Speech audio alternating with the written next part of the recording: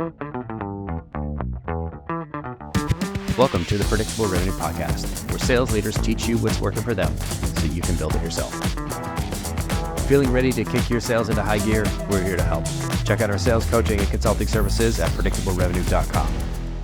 Welcome back to the Predictable Revenue Podcast. I'm your host, Collin Stewart, and today I'm joined by Andrew Barbuto, the author of The Top Sales Producer, How to Crush Your Quota. It's coming out in January, and today we're going to talk about going from 0 to 1 in sales. Andrew, welcome to the show. Hey, thanks for having me, Colin. Thanks for your patience while I had to repeat our intro 4x. Normally, I'm like, It's no problem. if I know the person's name and I can say it clearly ahead of time, I'm pretty good. But today took me a little bit longer, so I'm expecting an interesting conversation here because we've been slowly shifting the podcast as a focus from, when we first started, it was all sales development. We've covered so much about sales development. We went really hard in AI and sales development, when Clay came out and GPT 3.5 started hitting. And I feel like we've covered so much of that. My annoying curiosity has been slowly drifting towards founders and helping founders figure out how to sell for the first time. And selfishly, I think my interests have drifted because I'm writing my own book coming out next October. And so what I want to kind of talk about today is not going through your book, but something that I know you know really well, which is starting as a new salesperson and having that first week, having that first 90 days, having that first kind of year in sales. And I think this is going to appeal to two sides of our audience here. One, if you're a founder, you're going to have to do this, regardless, whether you like it or not. Sales is one of the most important lines in a P&L. And if you're a new salesperson, or if you are a salesperson, or if you're a sales leader, you're going to have new salespeople kind of starting this week, this year, this month. And so this is going to be a relevant interview. And so, Andrew, I want to get started here. Maybe before we jump into first week in sales, tell me about how you got to, like, where'd you get the experience, right, and the desire to write your own book? Yeah, sure. So when I was in school, I was a marketing and management major and a journalism minor. And so when I first entered into college, I thought maybe I might be a writer. People tell me I'm a good writer, so I like to think that. But when I first started at school, the teachers were very candid about the journalism industry and basically said, this is a dying industry and you're going to work long hours for a little money. And then another teacher said that he was 37 years old. He went to this school and he would be working, paying off his student loans for the rest of his life. So usually not a good sign when both of your professors discourage going into the field. But I always, I do enjoy writing. I feel like I'm a good writer. And so I always thought at some point in my career, perhaps I'd write a book. I just didn't think it would be this soon. But how I actually started writing the book is I always wanted to put all of my sales processes and learnings from my career down in one place. Because there's just so much to know in sales, like a surprisingly ton of information to know.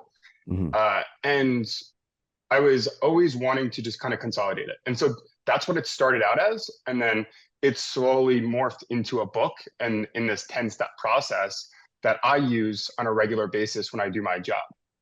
So that's kind of the crux of how it started and how it became what it is. Cool. And tell me a bit about the selling experience, just so people listening can get a feel for kind of where you've been, what you've done. Yeah, so I can start at the beginning really quickly just to give you some context on how my career started. So when I was in school, I actually was an intern at Enterprise Rent-A-Car. And Nice. for if you ever rented a car, you would know that with Enterprise specifically, like they place a very strong emphasis on customer service. And a lot of the job is actually sales. And so it was a good kind of view into what it would be like to do a sales career, except the big difference is that it was business to consumer as opposed to business to business. And so I still wasn't sure what I wanted to do once I graduated college. In fact, I actually enrolled in a MBA program at my school for human resources because they didn't have a marketing program. And so I needed an internship before the program. And my dad happened to work at a company called Group M, which is the largest media conglomerate in the world, he had nothing to do with the marketing department. He was in business continuity, but he was able to help me get an internship for one of their digital media subsidiaries, which is called Zaxxas. And so I was a sales intern, Mhm. and I was really fascinated by the digital media industry and also the sales role itself. And so I was the intern for the sales team. And when I was done with the internship, I was like, okay, this is great. This would be a great career to go into.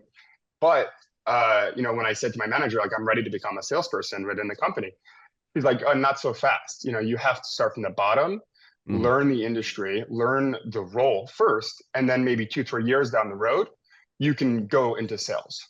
So that's exactly what I did. Started as an associate, went to account management, then I got into sales, and I've been in sales ever since. Right on. It's funny. I remember when you said enterprise. I remember in college they recruited really heavily at my university, and it Mhm. was it was a management track kind of sales job, which I think appeals to Yep. anybody who's a recent college grad. Everybody I've interviewed. I shouldn't say everybody, but I'll say 80% of the college grads I've interviewed for a sales position. I'm like, what are your career goals? And they're like, I want to be a sales manager. I'm like, I don't think you know what the sales manager role is, if that's what you think. Yeah. I Yeah. love the It's sales it's role. definitely different. Yep. It's way different. Well, It's like learning how to play football and then like, you know what? I'm gonna go play basketball now. yeah, and the thing is about that role is it was a great learning experience. It really was. It basically the way that they treat the internship is like kind of like teaches you how to run a business to a certain Mhm. extent, right? Like each branch is basically its own business, right? So you focused on marketing, you focused on working with the partners that enterprise had, the preferred partnerships at like shops and stuff. And there was Mhm. also that direct to consumer element, which where you're interacting with the customers. Mhm. So it was a good 360 view of kind of what a business is like, and great sales experience. And I've always personally felt that selling is the most important skill that you could have in the business world and in life, really. The ability to influence people is how you get ahead in this world. And so, really great experience. I recommend it for anybody who's, whether you're looking to do something like that as a career or just looking to get strong business internship experience in college. That's a great option for you. Totally. And it's really nice to have a low stakes place to kind of play and figure things out and fall down a whole bunch. On the flip side, if we're talking to founders, if you're stepping into the sales role for the first time, it can be really scary. And so Mm. I want to kind of switch gears to getting into that first week and kind of getting over this initial hump of, I can't do it or I won't do it or, I come from product, I come from engineering. There's somebody else that's better that should be doing that. These are all things that I've heard a lot. And I think people are saying them, but I don't think they're true. It's Mm. these are maybe the excuses that they're or the reasons that they're bringing up so that they don't have to they can justify not going into the sales role, which I think is the wrong Mm. decision. So let's talk about that first week and how we can help people get over the hump of, this is going to be okay. You'll be fine. It's not that hard. Yeah, If a bunch of idiot salespeople like myself and Andrew can figure it out, certainly somebody who can figure out how to program and create things can figure it out. So help us totally. understand that first week and how somebody with the mindset looks like. Totally. And I would actually say that you have a huge advantage as a founder or an engineer or any background like that to succeed in sales. Mhm. Because so much of being a salesperson, like the majority of it, is really understanding the ins and outs of what you're offering and what your customers are, their businesses, right? Mhm. And so you have a huge advantage, right? Like if you're the founder of a company, you obviously believe in the product, you know it better than anybody else. And so that's like half the battle. Now you just kind of need to understand how to sell, right? And I hear that a lot, which is people that are, for example, like in engineering, they they tend to make the best salespeople once they actually learn how to sell because they understand it so well. They could speak the customer's language. Mhm. And it's a little bit more difficult when you go in the reverse order, which you know how to sell, but then you go into a new industry and you don't really know it that well. And so when it comes to like when you're first starting, uh, I would recommend doing what I did when I first started in sales, which is I bought a bunch of sales books and I learned it by doing.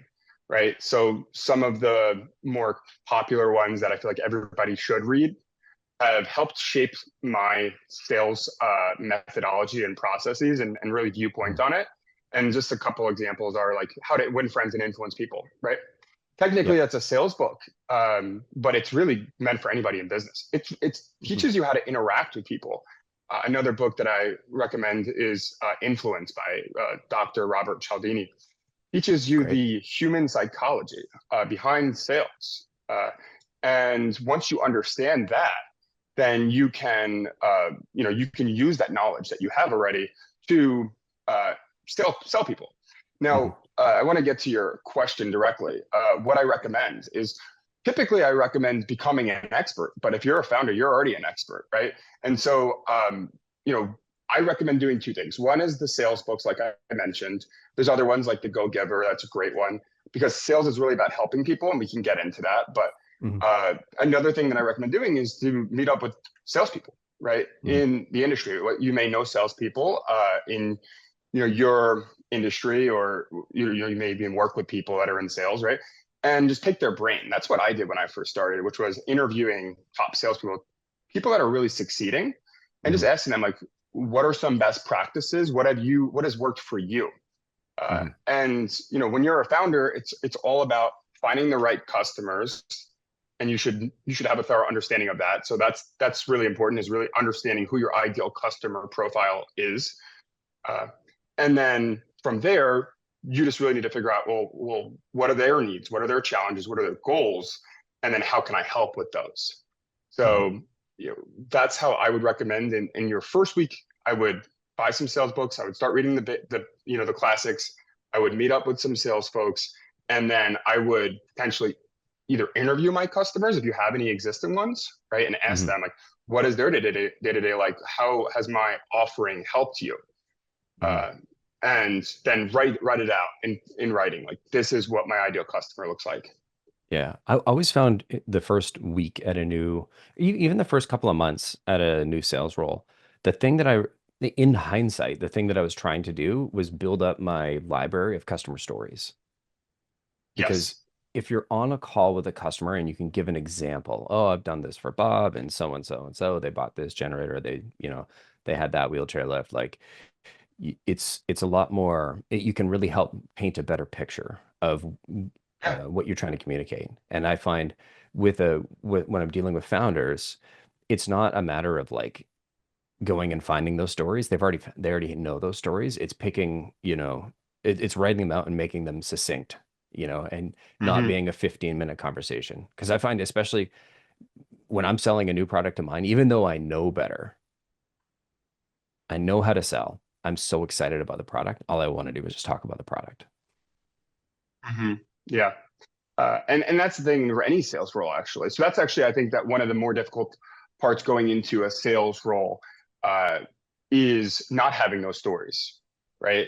Hmm. When you get those stories, which takes experience, of course, then it becomes a lot easier, because that is the best way to talk about your offering, is to tell a story about a similar customer that benefited. Hmm. And so, how you can get around that is, I would say, twofold, depending on what perspective you're coming from.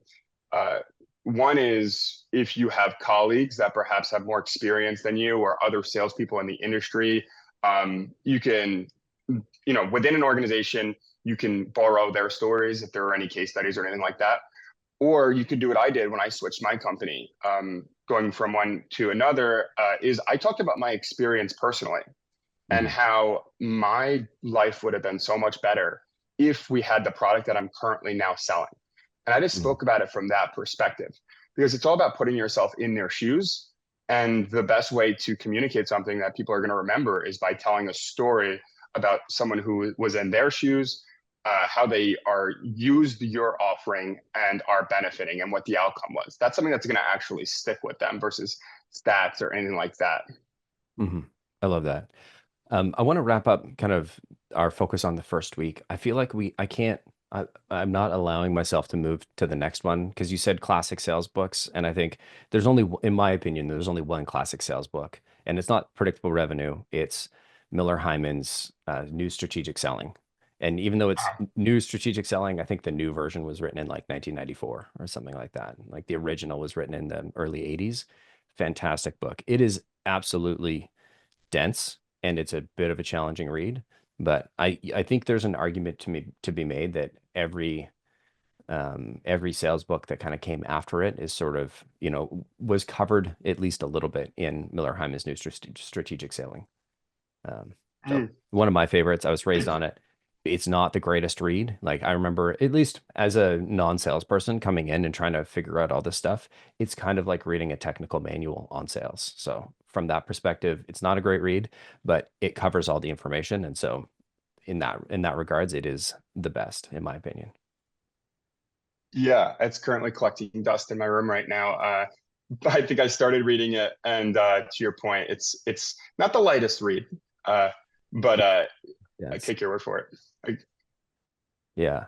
The things that I've come back to. Anyway, we don't need to make this a sales pitch for the new strategic selling, but I highly recommend that one. And I think one newer one, Never Split the Difference.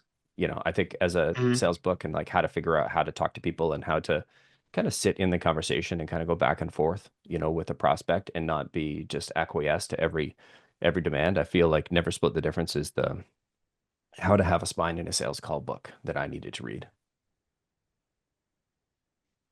As Yeah, we it's an interesting perspective that book's written in. Totally. As we move from first week to first 90 days, so we've kind of built the expertise, we've built, some of the stories, we've maybe got a bit of a structure to our sales conversation happening. What are our goals for the first 90 days stepping into the sales role? So your objective in any new sales role, regardless of whether you're within a corporation or whether you're the founder of it, is all about outreach. Um, but I will say there's an extra step that I would recommend doing before you do the outreach, and it Mhm. comes after defining your ideal customer profile, and that is developing your script, developing how you want to describe yourself, and the value that you deliver and all of the various offerings. You should know what you want to say. Mhm. It's really important that you know how you like want to describe yourself, what is the best way to describe yourself.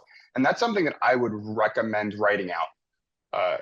Writing it on paper, exactly the value that you deliver. So I do an exercise, which is I try to picture myself as my customer. Once I've identified what that ideal customer profile looks like, Mhm. I've tried to put myself in their shoes, envision what are my challenges, what are my goals. Again, if you have any customers already, great to interview them, so that way you can really get inside their world. And then from there, you can develop, okay, so based on these challenges, goals, uh, what are my offerings? How do they align with them? And then write out, every basically all of your solutions, what value that they deliver from the perspective of the customer. And Mhm. so that way you can use that in your outreach, in your meetings, because that's really what that first 3 months are about, which is it's all about outreach. It's all about prospecting, setting up as many qualified opportunities as you possibly can, trying to fill your calendar and having tons and tons of conversations Mhm. because it takes a while and you need to have a lot of them in order to start closing those deals. So that's what I recommend is by the end of your third month, you should have set up, I mean, ideally 5 meetings a week. And that requires hundreds of outreach, whether it's cold calling or emails or LinkedIn, whatever it is. That should be 90% Mhm. of your focus for the time that you have available uh, during that first 3 months and really for the first year. Yeah. I think a lot of it as well depends on the context of like if you're a founder, you probably don't have 90% of your week to dedicate. So take this with kind of grains of salt, I think a little bit. Um, but I like but 100%, like once you've got a product in market, like the only thing that matters is getting it to more customers. Yep, exactly. Yeah. And yeah, to your point, Colin, like you don't have a lot of time as a founder. Of course, you have Hmm. tons of responsibilities, uh, but it needs to be a priority. It needs to be a top priority because obviously customers are number one. And so, you know, I think being disciplined about your outreach Hmm. is the fastest way that you're going to make sales. Talk to me about the kind of discipline that helps you Mhm. continue prospecting. Yeah, so it's something that the longer that you do this for, hopefully the bigger your book of business gets, the Hmm. less time you're going to have available for it. So that's why I said that in the beginning, you should spend as much time as possible on Hmm. outreach because over time, your amount of time you have available to allocate towards it Hmm. shrinks. But it's really critically important that it always remains a priority for you if you want to continue to grow, if you want to have a steady book of business. And I look at it in the same way as, as your physical health. Your outreach is just as important to your book of business, the health of your book of business, as exercise and diet is to your physical health, right? Hmm. It needs to be a lifestyle choice. It needs to be because if you if too much time goes on and you ignore it, you will diminish and your book of business will be damaged from it. So it's not something where it's like, oh, I'm going to do a lot of it up front. It needs to be steady throughout your entire career if you want to continue to win new clients because there's turnover in every industry. Hmm. So and there's you're going to need to talk to a lot of people to make sales, and you always want to be filling your pipeline. So how do you do it? You have to be disciplined by looking at it in the same way you would exercise, right? People that go on a diet or that start exercising the first part of the year and stop, Hmm. those are not sustainable results. And that's what I mean by that analogy is like it needs to be a lifestyle choice where you're always investing some percentage of your week in outreach to set up those new meetings. And of course, as you grow and as you scale, you can hire people for doing that. One of the most important parts of your business, though, is somebody needs to always be doing that active outreach. Hmm. I used to be a real jerk to myself, and I wouldn't let myself grab a cup of coffee until I'd hit, it was like 25 dials or something like that in the morning. So I'd get in, I'd be absolutely miserable. And I'm like, I want coffee so bad because, it's one of my favorite things in the morning. It's what's worth waking up for. And I wouldn't let myself have coffee until I'd hit those dials. And man, I can be such a jerk sometimes. Yeah, I But it built mean, the habit. whatever way you can motivate yourself. Yeah, it Yeah. built a habit. That's what it's all about. It's you need to build positive habits, because it's not fun. Nobody really likes doing it, right? But you need to turn it into a habit, and you need to realize you're doing this for a reason. There will be results, even if they're Hmm. not right away. That's one of the things that I think that when you're first starting out can be a challenge is you want to have that immediate gratification. And it was a learning curve for me, which is it takes time, you know? And so it's not going to happen right away. You have to realize all of the work you're putting in right now will pay off 2, 3 months down the road, typically, depending on your sales cycle and depending on what you're selling.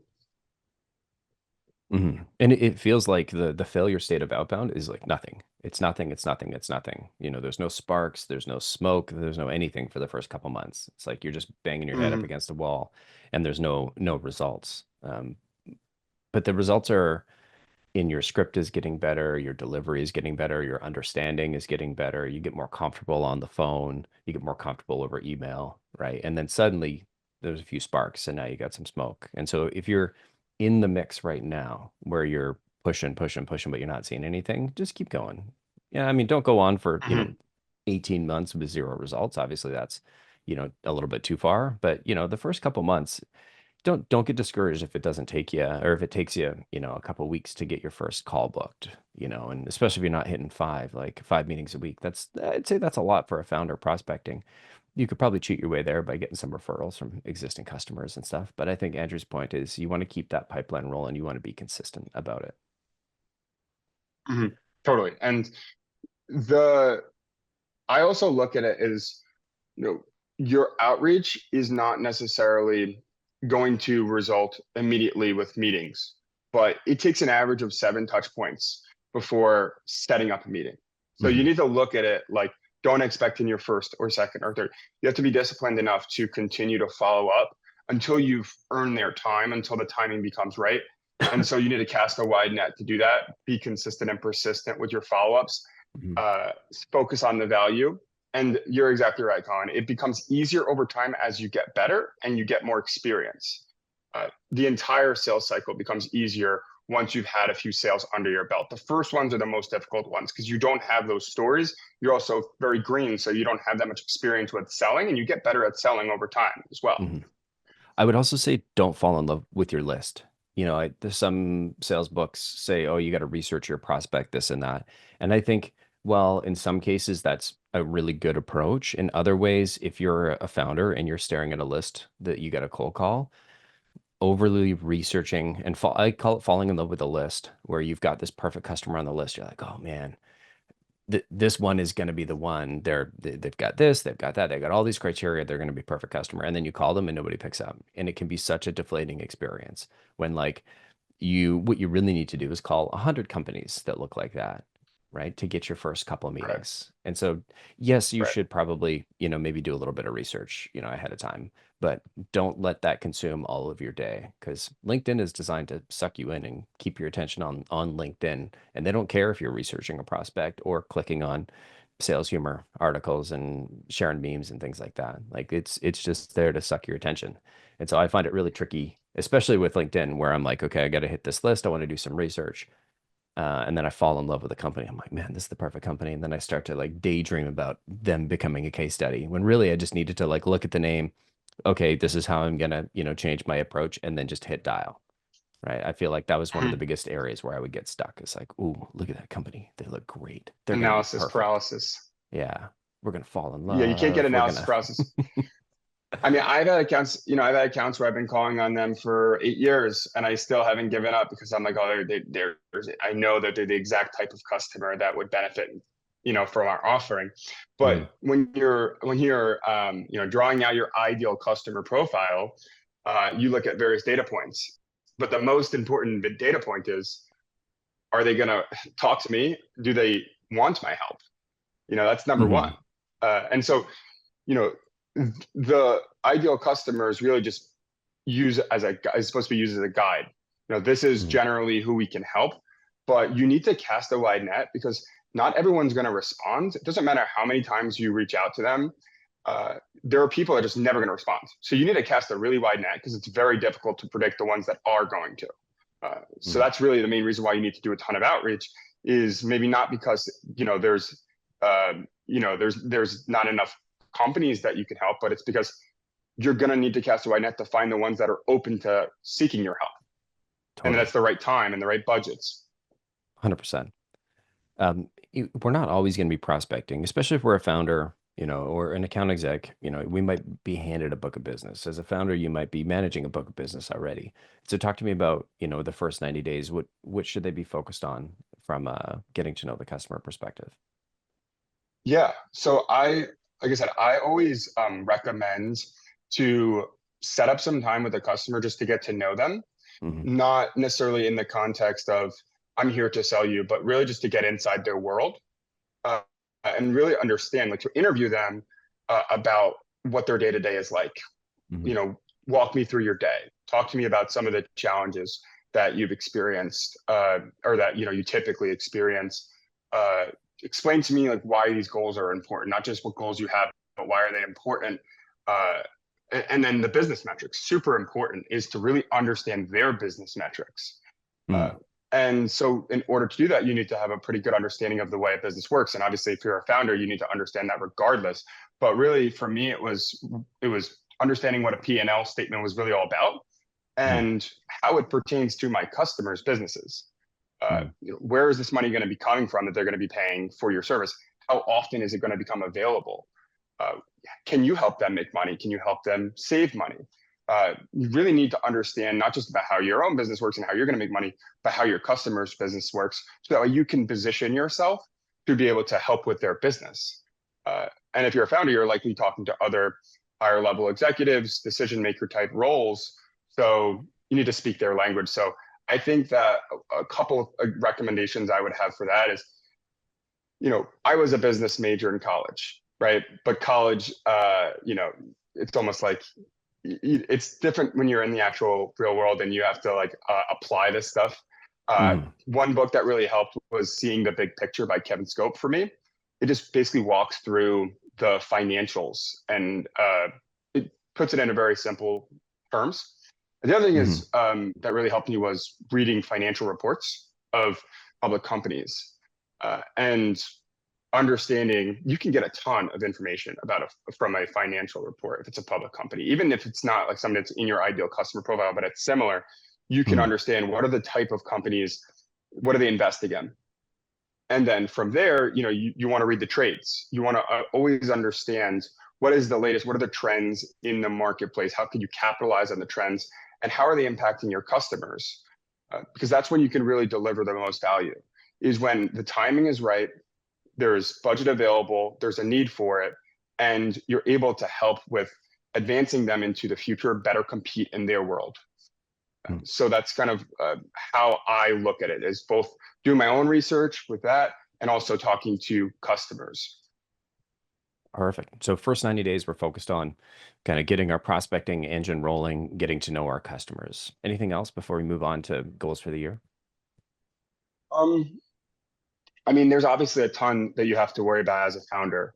Uh, but one of the things that I'm learning with the book, and I'm sure you can speak to your own experience. You have a little more experience with this than me, is the difference between marketing and sales, right? Which was pretty stark actually for me. It was different, right? Because sales you're typically doing on a one-to-one basis, whereas marketing you're trying to reach the masses. But I do Mhm. think it's very important that you have a unified message with your marketing and with your sales. And that's really important because you want to put out a message which is clear to the marketplace. That way, it's simple to understand. People know where you fit in the overall marketplace, and then Mhm. you can clarify on that message when you speak to them. Uh, so I guess that would be my other recommendation, is just making sure that your messaging is unified across all of your channels. 100%. Finding that core message that you want to carry across all channels is absolutely super critical. I think one of the things I didn't do in the early days was bring in marketing. I came from sales. Like I started this company as somebody who'd spent my whole life in sales and probably had a bit of a chip on the shoulder about marketing. I don't think I'd worked with many incredible marketing teams. I was in B2B and construction, so you're not getting any marketing air cover in those types of companies. And I don't think I really appreciated the value that a good marketing team brings in the air cover, and like having been there before to or having had a conversation with the customer before, or marketing having exposed the brand to them before. It softens everything a little bit. I think that's one thing I absolutely underinvested in my Yeah. early times.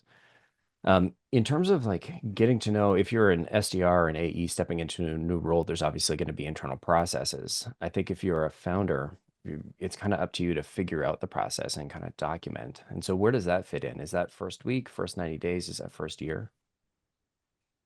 It's I would say it is early on. It's first week, probably where you start it, right? But that's super, super important. It doesn't matter if you are a founder or if you're a salesperson within an organization or an SDR. Having consistent processes that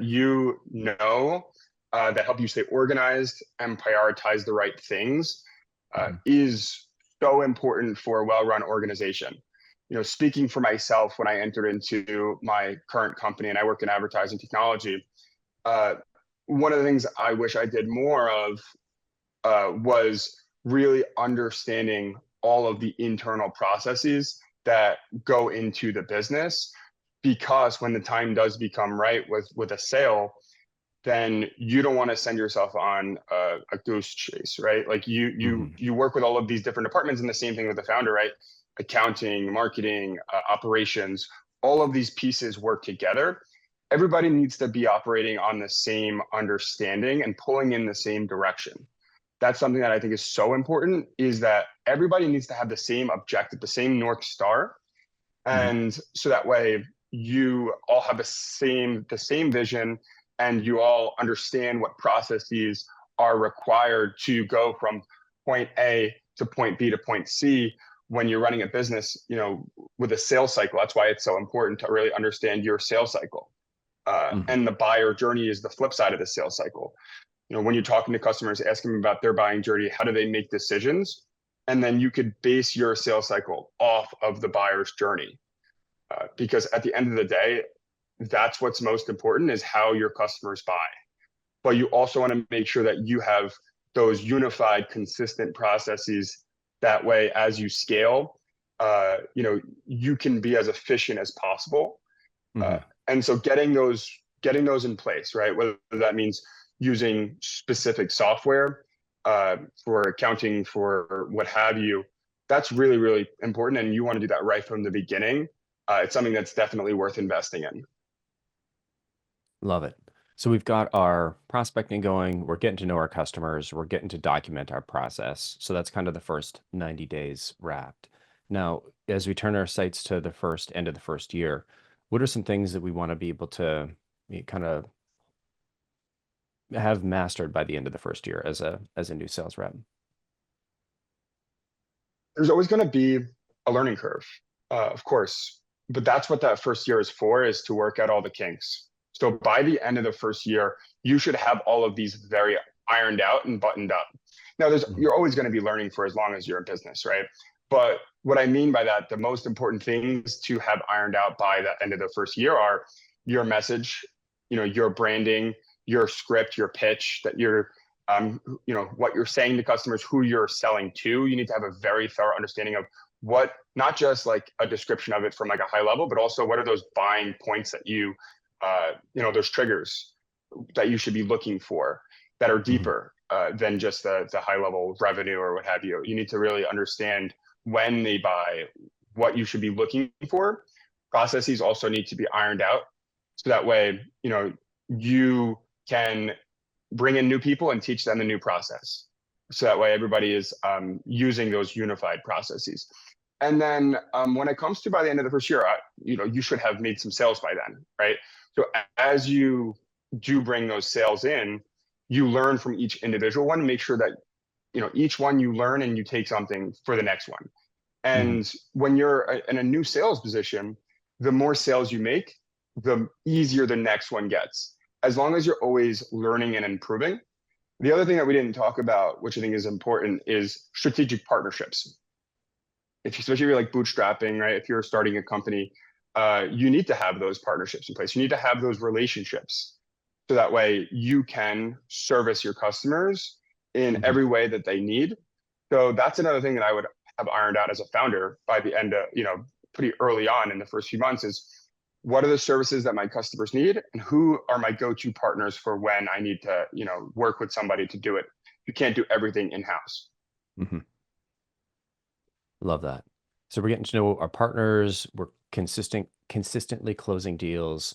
What about looking forward to the next year?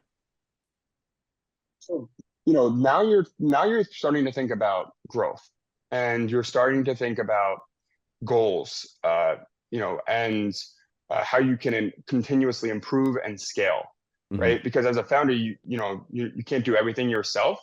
So now you want to start thinking about, who are the type of people that I need to put in place to have a successful business. Hmm. And, obviously recruiting is going to be a big part of that.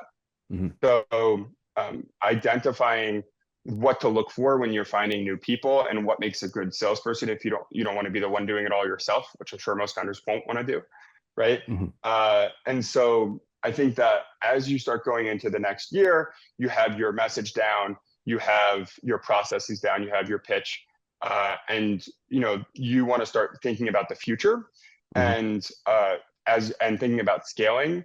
So that's the thing that I would look at is, all right, what are my long-term goals from a like a scalability standpoint? Is like, where are we going as a company, and Yeah. what do we need to do to get there, both from a metric standpoint, so business-wise, and from a resources standpoint. So, Hmm. am I going to need to hire people? How much is that going to cost me? What should I be looking for? What are the most crucial areas to my business?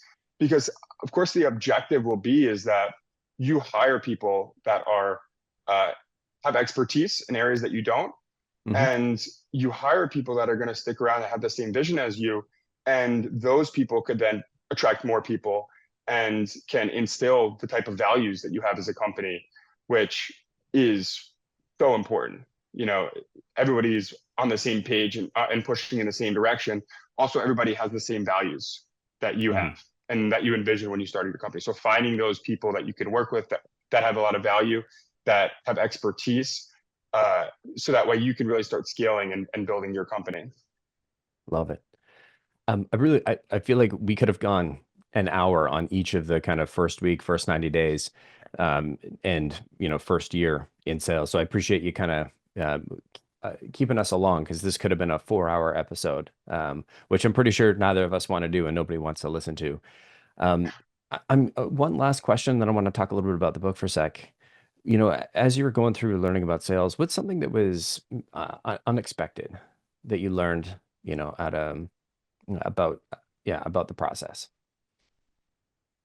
Well, I think that, you know, for myself, and I'm sure a lot of new salespeople or experienced salespeople can relate to, is just how much goes into it. Like how much work is required to make a sale.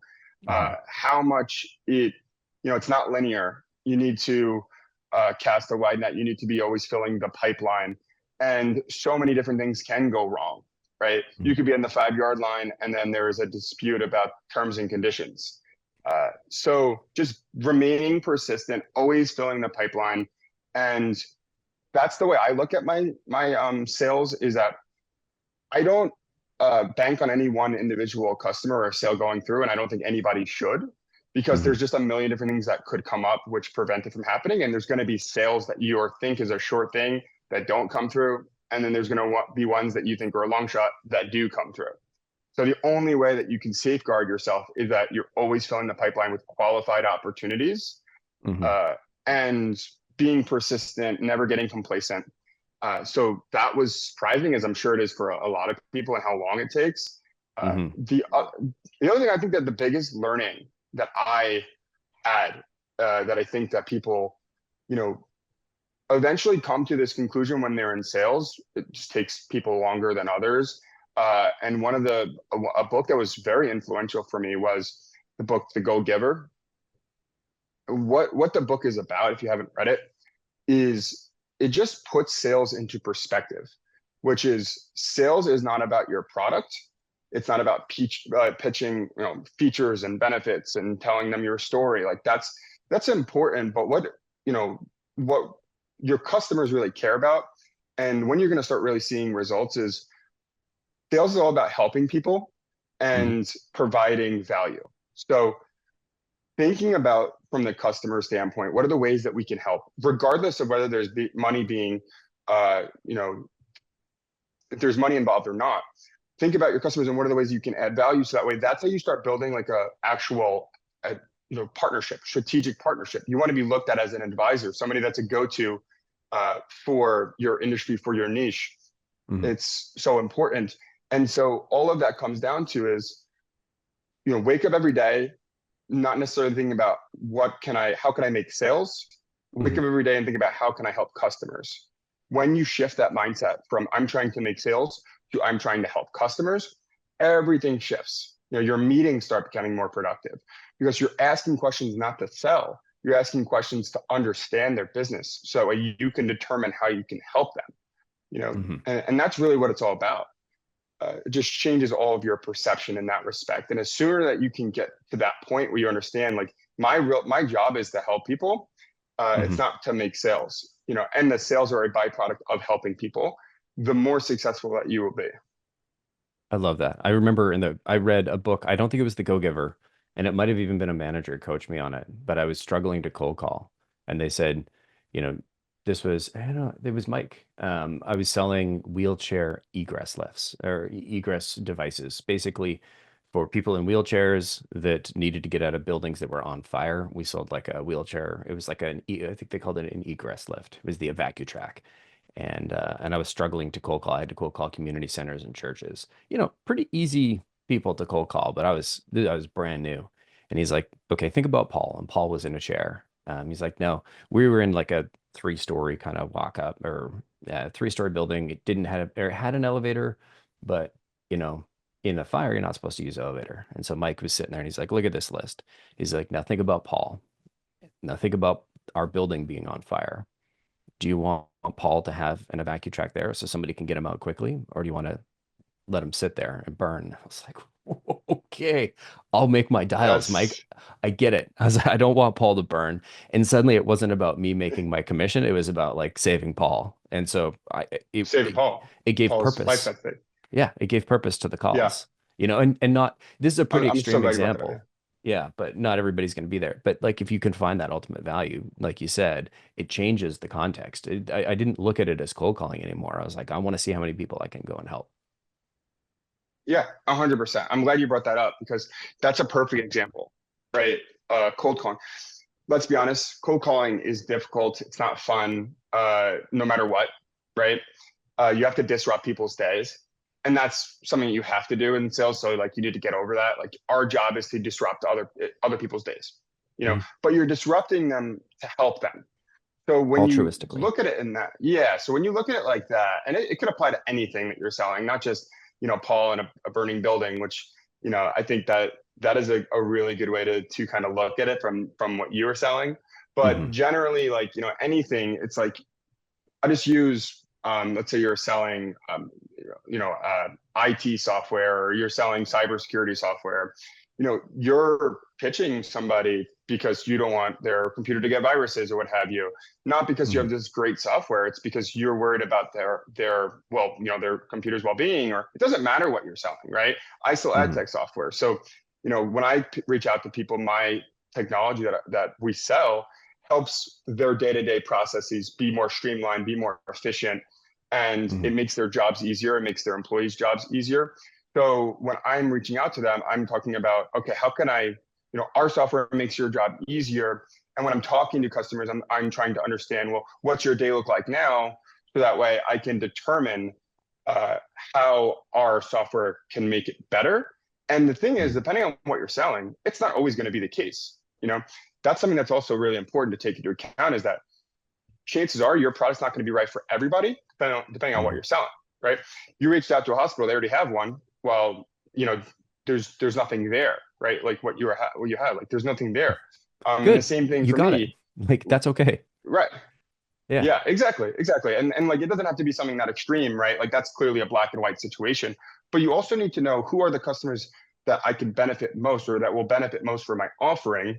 And if you start talking to somebody and it turns out that they already have X, Y, and Z, or they don't have a certain platform that would make yours significantly more valuable and give them a better customer experience, you also have to understand that you shouldn't be trying to force it, because that can actually do more harm than good. Hmm. Like, you don't want to close an unqualified prospect. And I've made that mistake before. All it does is ends up you waste a lot of time on it. The customer doesn't have the best experience, and you end up using all of these resources without any of the output. So Hmm. it's about finding the customers that are going to benefit most from it, right? That have the upside, and then cutting out everybody else. So you don't want to waste time. You don't want your team to waste time on people like that, and you're also doing them a disservice if you try to uh, force it, right? Of course. Andrew, I really appreciate you coming on. Before we go, I want to learn a little bit about your book. So tell us about where people can find the book and what the book's about. Yeah. So my book, Top Sales Producer: How to Crush Your Sales Quota, is a step-by-step guide that teaches you everything that you need to know as a salesperson, starting from day one through closing the deal. It takes you through a 10-step process that I use, that I've been using for my career, and I've used to close over $250 million worth of digital media services and software revenue Hmm. across agencies and advertisers, verticals of all categories. And it takes you through basically what we've been talking about a little bit today. Starting from your day one, what do you do? Like, your first week, your by 3 months, by year one. And it also takes you through how to find new customers, what to look for, how to write your script, what to do in sales meetings, because that's something that we didn't really talk about, but is critically important, is being able to conduct sales meetings effectively. And then how do you progress after the sales meeting? How do you get next steps? How do you conduct a demo? And then how do you, of course, put together winning proposals and negotiate a deal that closes? So it takes you through the entire process. It started out as actually two books where I talked about the pre-sale and the post-sale. Most people aren't Hmm. going to read 120,000 words, so that's going to be a future book. how people can find it, it'll be available in early January across everywhere that books are sold. So, Amazon is, the most common one. You could sign up for the wait list today. It'll be on pre-order soon. andrewbarbuto.com/book. I also put out weekly B2B sales tips videos on my YouTube channel at Andrew Barbuto. Yeah, I feel really good about it. I basically wrote the book that I wish I had when I first started. I love that. I'll throw links to the Go Giver and your website where people can sign up to pre-register to be notified when the book is out. Andrew, thank you so much for coming on the show. Thanks for having me, Collin. I appreciate it. Got it. Thanks to everybody for listening. We'll see y'all next week.